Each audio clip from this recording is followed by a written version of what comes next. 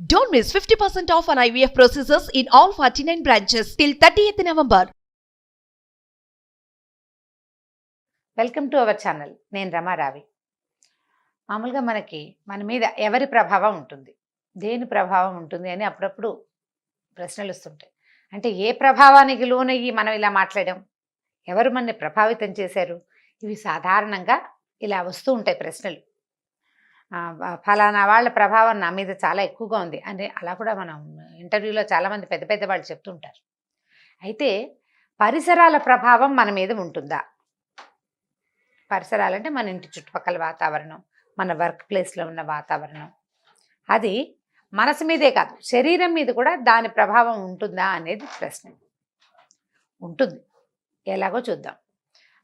మన ఇంట్లో ఒక ఇల్లు, మన ఇల్లు అనద్దులేండి, మన ఇల్లు అంటే మనకు కొంచెం కష్టంగా ఉంటుంది.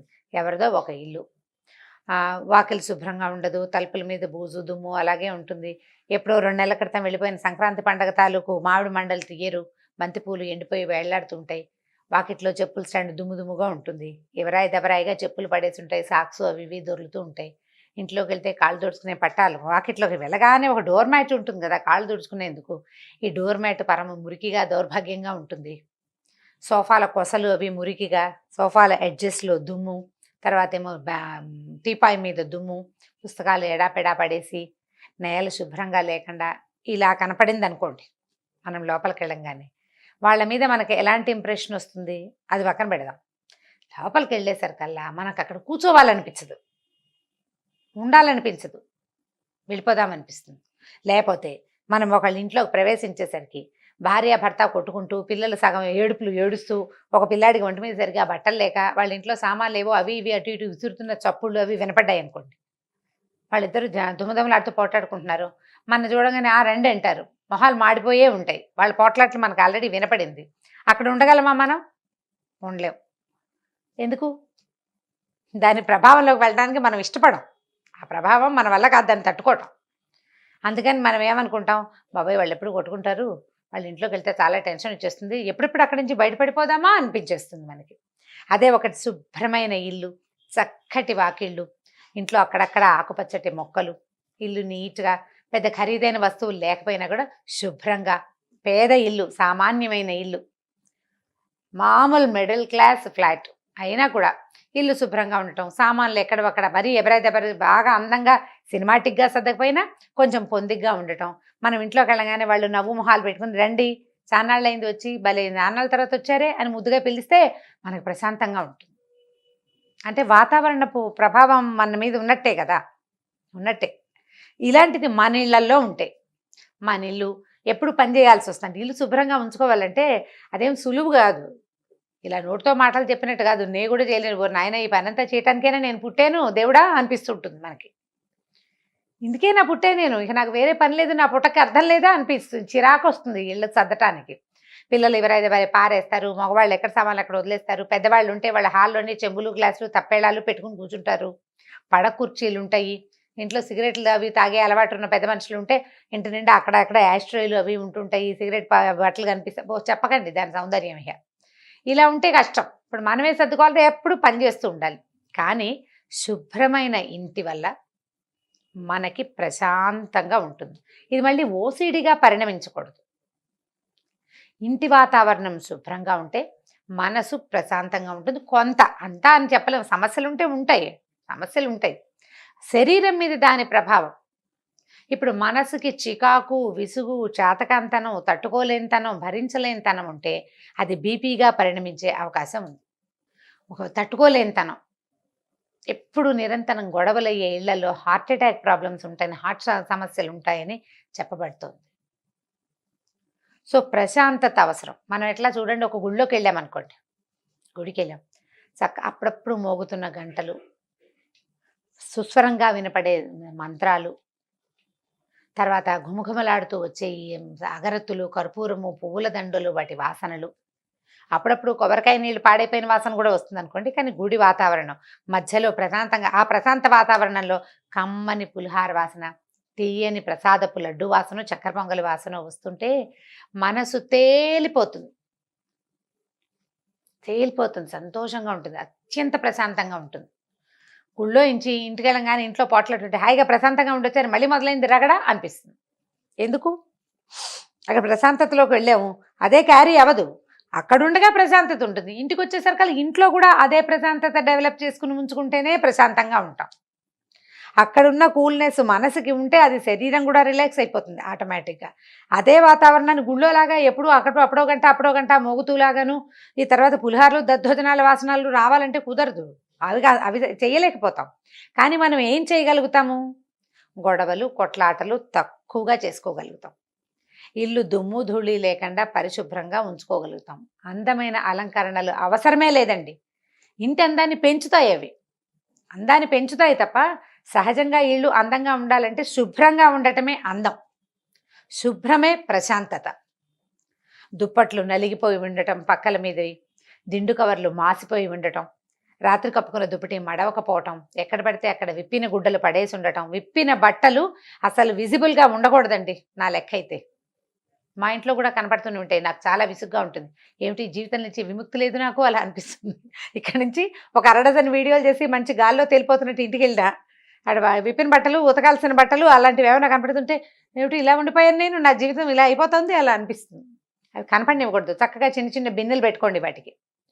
బట్టలు విప్పిన బట్టలు ఒక దాంట్లో వేయాలి, ఉతకాల్సిన బట్టలు ఒక దాంట్లో వేయాలి. ఉతికిన బట్టలన్నీ మంచాల మీద అవి పడేయకుండా ఓ కుర్చీ దానికోసం పెట్టుకోండి ప్రత్యేకంగా. ఉతికిన బట్టలు తెచ్చి పడేస్తాము, మడత పెట్టి సర్దడానికి అవకాశం ఉండదు. మడతలు పెట్టి బొత్తులు పెట్టి ఆ కుర్చీలోనే, ఆ ప్లేస్లోనే, ఆ దివాన్ మీద ఏదో ఒక పక్కన అలా ఉండేలాగా ప్లాన్ చేసుకుంటే కొంచెం పర్వాలేదుగా ఉంటుంది. డైనింగ్ టేబుల్ క్లీన్గా ఉండటము, స్టవ్ గట్లు క్లీన్గా ఉండటం, ఇవన్నీ ఆర్ట్స్ అండి, కళలు. ఫైన్ ఆర్ట్స్లో భాగమే ఇల్లు శుభ్రంగా ఉంచుకోవటం అనేది. ఈ ఫైన్ ఆర్ట్స్ని ఏదో ఓ రోజు చేసి ఇవాళ డ్యాన్స్ క్లాస్కి వెళ్ళాను, ఒక గంట సేపు నేను ఇంటికి వచ్చి డ్యాన్స్ ప్రాక్టీస్ చేసి అక్కడెక్కడో ప్రోగ్రామ్ చేసి అన్నట్టు ఉండదు. అని చేయడానికి కుదరదు. నిరంతరము ఈ శుభ్రతని పరిశుభ్రతని ప్రాక్టీస్ చేస్తూ ఉండాలి. మనసు చాలా విసుగ్గా ఉంటాయి. ఓ పక్క నుంచి మొదలుపెట్టి ఇల్లు దుమ్ము దులుపుకుంటూ రావటం. ఆర్నమెంటల్ ప్లాంట్స్, ఫ్లవర్స్ ఉంటాయి, పువ్వులు ఉంటాయి చాలామంది ఇళ్లలో, వాటి నిండా దుమ్ము పేరుకుని ఉంటుంది. అవి కూడా తుడిచేసుకోండి. మీరు ఇల్లు తుడిచినప్పుడల్లా మనసుకి ఒక తేలికదనం వస్తుంది. అబ్జర్వ్ చేయండి. ఓసిడీగా మాత్రం దీన్ని పరిణమించనివ్వద్దండి. దాన్ని నేను ఎంకరేజ్ చేయను. ఓసిడీ కాదు. రోజు దుమ్ములు దులుపుకుని ఇల్లు బాగా నీట్గా చక్కగా పెట్టేయలేకపోతే రోజు విడిచి రోజు చేయండి. లేదా మీరు ప్రతిరోజు ఆఫీసు పరిగెడతారు, పిల్లల్ని పంపించాలి, ఇల్లు శుభ్రాలు మా వల్ల కాదండి అంటే వారానికి ఒక రోజు కొన్ని గంటలు భర్త గారిని, ఈ పిల్లల్ని హెల్ప్ కూడా తీసుకుని నువ్వు ఈ పాట సర్దు, నువ్వు ఈ పాట దులుపు, నేను ఇది దులుపుతాను లాంటి ఒక బార్టర్ సిస్టమ్. ఒకటి బార్టర్ సిస్టమ్ అనకూడదు, నువ్వు ఇది చేయి నేను అది చేస్తాను అంటాం కదా, అలాంటివి కూడా. సాయంత్రం బయటికి తీసుకెళ్ళాలి, పొద్దునవి సర్దేసి సాయంకాలం బయటికి తీసుకెళ్తా.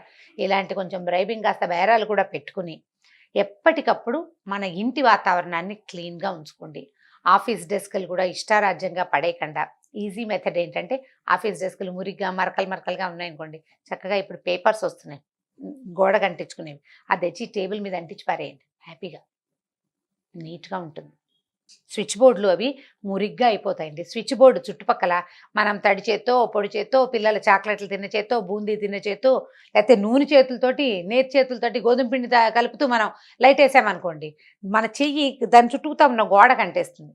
అలాంటి మురికిగా ఉండే ప్రాంతాలని కవర్ చేసేసేయండి. మీకు ఇల్లు మారిన భావన వస్తుంది. మన శరీరాల మీద దీని ప్రభావం ఎక్కువగా ఉంటుందండి. అది నీట్గా ఉంటే కొంత ప్రశాంతత వస్తుంది. ఇంటిని నీట్గా చేసుకోవటం ఎలా అనేది నేను పెద్దగా చెప్పలేనులేండి, నాకు కూడా అంత చాలా బాగా రాదు. ట్రై చేస్తుంటాను ఎప్పటికప్పుడు. అంటే అవి కొంతమందికి ఇన్బిల్ట్గా ఉంటాయి ఆ శుభ్రతలు, కొంతమంది నాబట్టి వాళ్ళు అలవాటు చేసుకుంటారు.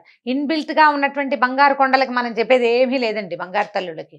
కాకపోతే ఇన్బిల్ట్గా లేని ఇంటి వాతావరణం వల్ల, లేదా ఆఫీస్లో ఉన్న క్లెన్లీనెస్ లేకపోవటం వల్ల, శుభ్రత లేకపోవటం వల్ల, వాతావరణం ప్రశాంతంగా లేకపోవటం వల్ల బాధపడే వాళ్ళు మొట్టమొదట దాని రూపం మార్చడానికి ప్రయత్నం చేసుకోండి అని చెప్తున్నాను. చిన్న పేపర్ చక్కగా కట్ చేయటము, ఈ గోడల మీద అంటించే పేపర్స్ వస్తాయి కదా, స్విచ్ బోర్డు చుట్టూతా అంటించేసేయండి. లుక్ బాగుంటుంది. ఒక 20 రోజులు, నెల రోజుల తర్వాత పేపర్ మురికైపోతే ఆ ముక్క తీసేసి కొత్త ముక్క అంటించుకోవచ్చు. పెద్ద ఖర్చేం కాదు. ఒకే రకం పేపర్ అన్ని స్విచ్ బోర్డుల దగ్గర అంటించారా, లుక్ బాగుంటుంది. ఒక ఫ్యాషన్గా స్టైలిష్గా కూడా ఉంటుంది. ఆటే ఖర్చు అవ్వదు. ఇలాంటి చిన్న చిన్న ప్లాన్లు ఏవైనా ఇంప్లిమెంట్ చేయండి. ఇంటిని నీట్గా ఉంచుకోండి. ఒకటి ప్రశాంతంగా. ఇప్పుడు ఇల్లు లోపలికి వెళ్ళేసరికల్లా సామాన్లన్నీ పొందికగా ఉన్నాయనుకోండి, అరవడానికి వచ్చిన వాళ్ళు భర్తలు పిల్లలు కూడా, పోట్లాడడానికి ఉన్న వాళ్ళు కూడా కొద్దిగా తగ్గుతారండి. కొంచెం తగ్గుతారు. మనకు కూడా ముందున్నంత విసుగు ఇప్పుడు ఉండదు.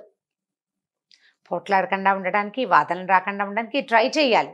ముందు దీన్ని నీట్‌గా ఉంచుకుంటే దాన్ని కూడా ట్రై చేస్తాం మనం. ముందు ఈజీగా చేయగలిగే ఈ లైఫ్ హ్యాక్ థింగ్‌ని ప్రాక్టీస్ చేయండి. బల్లలు అవి పాతబడి గీతలు పడిపోతాయి. టేబుల్స్ గీతలు పడిపోతాయి. వాటి మీద ఒక టేబుల్ క్లాత్ పరిచేసేయండి. దాని వెనకాల మన కష్టాన్ని దాచేసుకోవాలి. మన చికాకుని. ఎలాగా మనం నవ్వు వెనకాల మన నొప్పిని, బాధని, ఇరిటేషన్‌ని దాచుకున్నట్టుగా ఏదైనా ఒకటి కప్పి కవర్ చేసి దాన్ని నీట్‌గా చేయండి.